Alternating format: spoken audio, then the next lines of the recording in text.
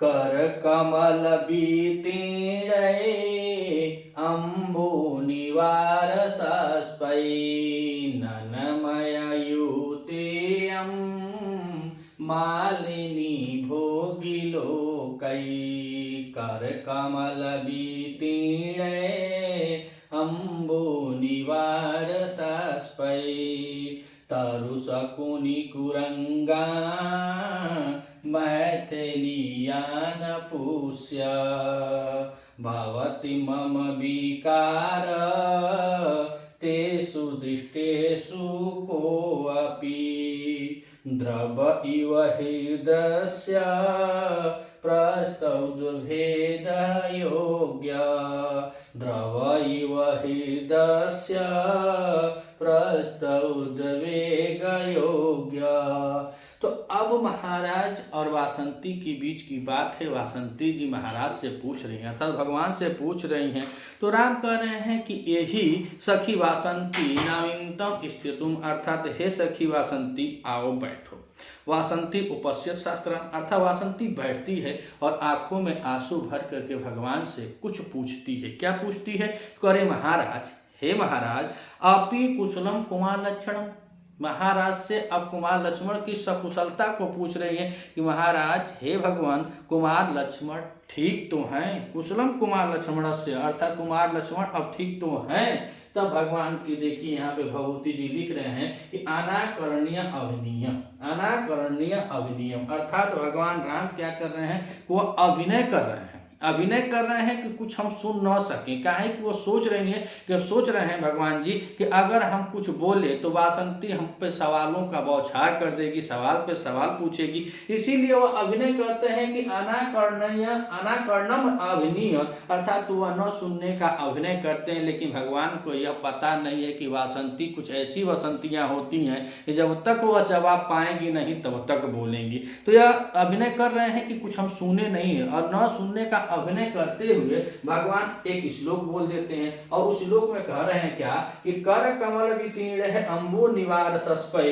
तरु शकुनि कुरंगान मैथिलीयान पुष्य भवति मम विकार तेषु दृष्टेषु कोऽपि द्रव इव हृदयस्य प्रस्थ उद्वेग योग्यो। तो कहें तेषु दृष्टेषु, तेषु दृष्टेषु, वहाँ दृष्टेषु तेषु यानी सप्तमी का बहुवचन है। तो तेषु दृष्टेषु, उन चीजों को यानी उन चीजों को देखने पर, उन चीजों को देखने पर कह रहे हैं कि विकार भवति, विकार हो रहा है। जो उनके अंदर जो मर्म दर्द छुपे हुए हैं, जो वियोग का दर्द है, उस दर्द के बारे में कह रहे हैं कि तेषु दृष्टेषु, अर्थात यह पंचवटी में आए और पंचवटी में आने के बाद वह करभग के बच्चे हाथी को देखते हैं, फिर मोर को देखते हैं, कदम के वृक्ष को देखते हैं। इसलिए कह रहे हैं कि तेषु, भगवती लिख रहे हैं तेषु दृष्टेषु, वैसे भगवान राम के द्वारा कहलवा रहे हैं कि तेषु दृष्टेषु, उन चीजों को देखने पर, सप्तमी बहुवचनांत हो जाएगा, उन चीजों को देखने पर,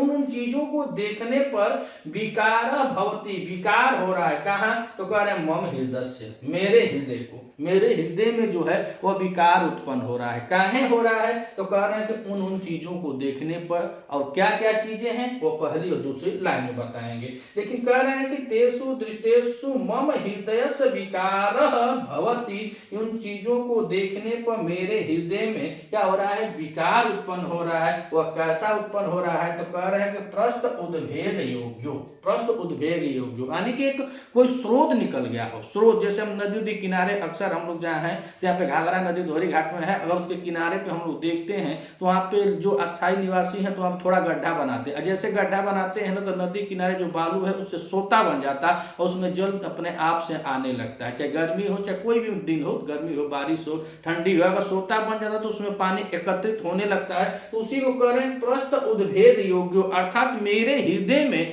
कोई स्रोत बन गया, कोई श्रोता बन गया है। और श्रोता कैसा बन गया है? तो उसी को बता रहे हैं कि एकदम उसमें विकार उत्पन्न हो रहा है। विकार जो उनकी वह क्षमता है, उनके हृदय में जो प्रवाह योग्य हो रहा है, तो कैसा प्रवाह हो रहा है? तो कह रहे हैं द्रवयु, द्रव्य के समान, द्रव्य के समान उनके अंदर जो उनकी कठोरता है, जो उनका हृदय दुखी है, उस दुखी हृदय के अंदर से विकार का प्रवाह हो रहा है।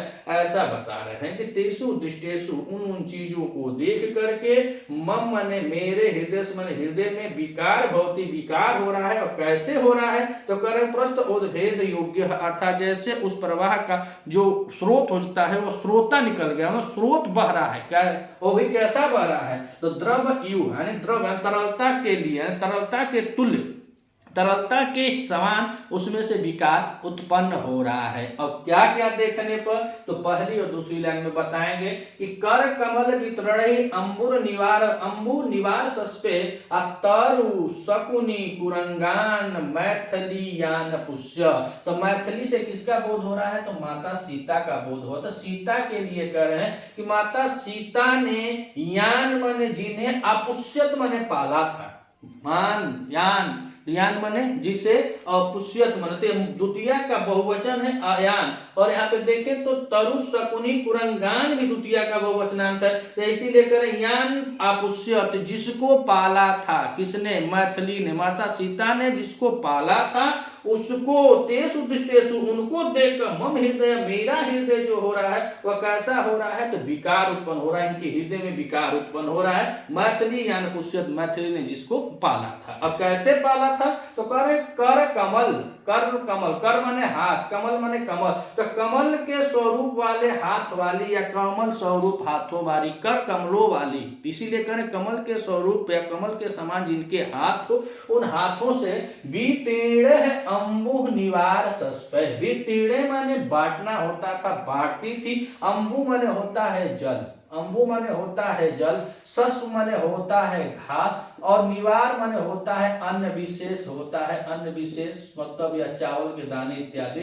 जैसे अगर देहाती भाषा में दर्द पहले वन बगीचा में तिन्ना का चावल होता था जिसको आज भी जानते, तिन्ना का चावल जो जंगली था उसको लोग खाते होते थे। उस चावल के बारे में मान लिया जाए तो हो जाएगा कि निवार है जो अन्न विशेष एक चावल होता था। तो कह रहे कि कर कमल वितीर्ण वह अपने हाथों से बांटा करती थी, हाथों के द्वारा बांटा करती थी। क्या अंबु निवार सस्पे जल और अन्य विशेष दाने और घासें। सस्पे माने होता है नई घासों का ऊपर का भाग जो साफ स्वच्छ हो, उन घासों के बारे में। तो उन घासों के द्वारा यहाँ पे देखा जाए तो कर कमल वितीर्ण अंबु निवार सस्पे या तृतीय का बहुवचनांत हो जाएगा वितीर्ण और अंबु निवार सस्पे अर्थात वह अपने हाथों के द्वारा जल और अन्य विशेष अनाज हो और सस्पों के द्वारा तरु माने वृक्ष। और यहाँ पे देखिए अंबु निवार सस्पे या लाइन से लिख दिए अंबु निवार सस्पे। तो अंबु से किसको पाले थे तो तरु माने क्या होता है वृक्ष। और वृक्ष मतलब वृक्ष विशेष में अगर हम देखें तो ये जो कदम का वृक्ष था उसका वर्णन यहाँ पे आया हुआ है। उसके कह रहे हैं कि निवार माने यहाँ पे पंछी। और पंछी की बात करें शकुनी, माफ कीजिएगा, निवार से किसको पाले थे तो शकुनी को। और शकुनी क्या है पंछी है। तो पंछी विशेष में हम देख लें तो मोर का वर्णन आया है। और सस्पे कह रहे हैं कुरुंगा मतलब हिरण का आएगा। तो कुरुंगा मतलब पशु विशेष में देखें यहाँ पर वर्णन किसका आया था हाथी अर्थात करभक जो हाथी का बच्चा था।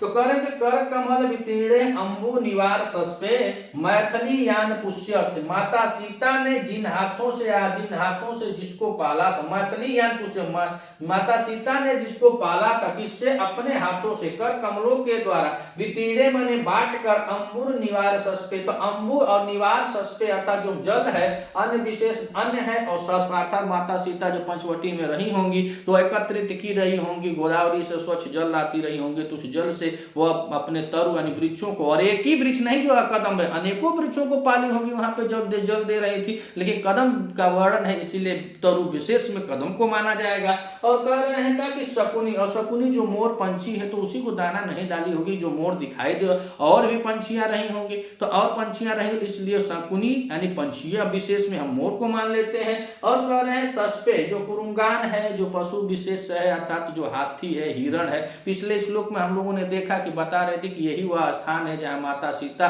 बैठकर अपने बच्चों को अर्थात जो हरिण के बच्चे हैं उनको घासे दाने डालना करती थी। और माता सीता को छोड़कर वो बच्चे कभी नहीं जाते थे जबकि उनकी माताएं दूर दूर तक वन में चली जाती थी। तो वही बता रहे हैं कि कर कमल मैथिली सीता यान पुष्य जिसको पाला था कर कमल अपने कर कमलों के द्वारा द्वारा वितीर्ण माने बांट करके, अंबु निवार सस्पे जल और अन्य विशेष और घास के द्वारा, तरु माने वृक्ष को, शकुनी माने पंछी को, कुरंगान अर्थात तो जो पशु विशेष जो हिरण है, हाथी है, उनको, तो उन्हीं सबको करें कि तेसु उन सबको, तेसु दृष्टेसु उन सबको देख कर, को अपि मम हृदय से विकार, मेरे हृदय में विकार उत्पन्न, कोई विकार उत्पन्न हो रहा है। कह रहे हैं कि तेसु दृष्टेसु उन सबको देख, उनको देखने पर, मम हृदय मेरे हृदय में, को अपि विकार, कोई विकार भवति उत्पन्न हो रहा है, कोई विकार हो रहा है। और कैसा विकार हो रहा है, तो कह रहे हैं प्रसन्न उद्भेद योग्य, अर्थात जैसे मान जाए कि कोई स्रोत खुल गया हो, कोई स्रोत मिल गया हो और उस स्रोत से तरलता से युक्त विकार द्रव्यु यानी तरलता के समान, तरलता के स्वरूप यह विकार जो है वो प्रवाहित हो रहा है। ऐसा भगवान रामचंद्र जी कहते हैं कि विकार कैसा है, तो प्रवाहित हो रहा है। विकार में देखिए तो बी उपसर्ग है और धातु की बात करें तो यहाँ पे ली धातु है, क्रिय धातु हो जाएगी, हाँ क्रिय धातु है और उसके बाद घय प्रत्यय है। विकार में कौन सा है, बी उपसर्ग पूर्व क्रिय धातु में घय प्रत्यय किया गया है। उसके बाद यहाँ पे करें उद्भेद, और उद्भेद में देखें तो उद के साथ भिद धातु यानी छेद युद्ध में यानी भेद धातु के साथ घय प्रत्यय लगा हुआ तो शब्द बना है उद्भेद। और यहाँ पे करें अपुष्य यानी कि जिनको पाला था, तो अपुष्य माने पुष धातु, इसमें कौन सी धातु है, पुष धातु है, पालने योग में आती है और लंग लगा प्रथमा बहुवचन में है, प्रथमा लंग लगा प्रथमा बहुवचन में, प्रथमा बहुवचन नहीं होगा है कि मैथिली के लिए है ना, तो प्रथमा एक वचन में होगा, प्रथमा एक वचन में अपुष्य यानी कि मैथिली यान अपुष्य, सीता जी ने जिनको पाला था, तो पुष धातु प्रथमा एक वचन में यह अपुष्य शब्द बनता है। उसके बाद कह रहे हैं क्या कि निवार, किससे पाला था, तो निवार, तो निवार में देखें तो नी उपसर्ग है और धातु की बात करें तो यहाँ पे ब्रिय धातु है, ब्रिय धातु के साथ घय प्रत्यय किया गया है तो शब्द बना है निवार। उसके बाद करें वितीर्ण, वितीर्ण, वितीर्ण में देखें तो बी उपसर्ग पूर्व त्रिय धातु में, और त्रिय धातु में कट प्रत्यय लगा हुआ तो शब्द बना है क्या वितीर्ण। तो कह रहे हैं कि तेसु दृष्टेसु उन सबको देखने पर, मम हृदय मेरे हृदय में, को अपि मन कोई विकार उत्पन्न हो रहा है, विकार हो रहा है, बहुत ही विकार हो रहा है। और कैसा है, तो द्रव्य के समान, प्रस्तन उद्भेद योग्य, अर्थात कोई स्रोत से कोई द्रव्य के समान विकार बह रहा है या विकार उत्पन्न हो रहा है। कहा किसको देखने पर, तो कह रहे मैथिली यानी पुष्य, माता सीता ने या मेरी सीता ने, मैथिली ने जिनको अपुष्य पाला था, कर कमल अपने कर कमलों के द्वारा वितरणे माने बांट कर, अंबुर निवार और सस्पे, अंबु निवार और सस्पे दे करके, तरु माने वृक्ष को, शकुने पंछी को, कुरंगान माने हाथी को या पशु